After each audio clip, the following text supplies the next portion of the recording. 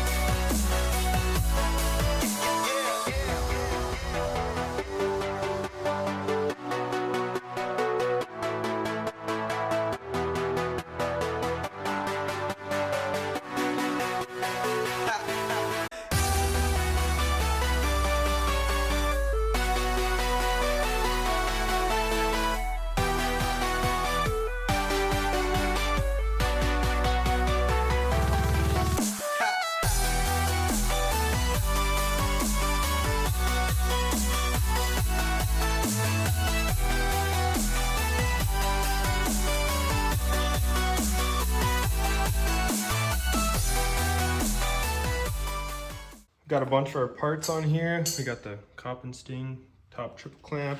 Looks sweet. Started getting a little bit of the teal plastic on. Big bore in, the Minimoto Cartel ported race head. This is from T-Bolt. It's the 132. Got the new injector in there. I got a 110 injector, I believe. And I have it set up for E85. Cam's currently in the process of making a tune for this, so it's not actually out yet, so I can't really reveal any of that information, but I don't have the spark plug in. I'm gonna see if this thing will turn over. Okay, so far so good. You hear noises.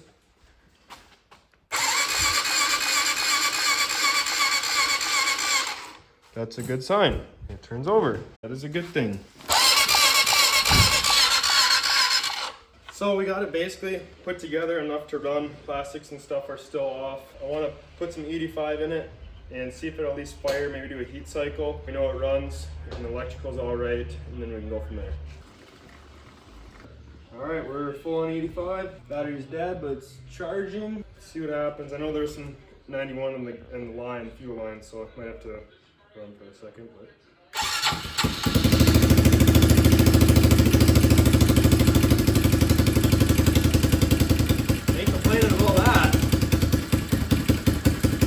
make sure to get your ECU tuned by CJR if you want your bike to start up that easy when you're done building it. Might have to adjust the idle, but man, it started.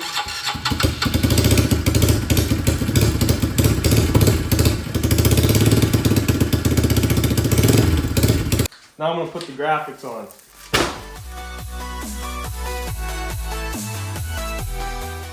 The build is finally done, at least for now. Thanks to all the sponsors coming through. Wouldn't be able to make it this sweet without you guys. Huge shout out to Spectrum Powder Coating. If you're in Minnesota or you want to ship your parts up, get the best coating you can possibly get. Look at that purple. I think I'm eventually gonna do my fork tubes and my swing arm purple once I get a new swing arm. But Spectrum Powder Coating, Guts hooked it up with a seat cover. OMX hooked it up with the graphics. They turned out sweet. CJR did the tuning and Threw in some parts also. Minimoto Cartel. They hooked it up with a ported race head. And I'm gonna have a full build on just the motor individually. It'll be posted after this, so if you guys want to check that out. And they got some DHM valve components in there, Takagawa or Takagawa camshaft, and T-bolt hooked it up as always. And last but not least, TB parts. Threw in the 132 big bore, Minimoto Cartel there, Cop and Sting triple clamps. So they're sweet. They really go sweet with this build here.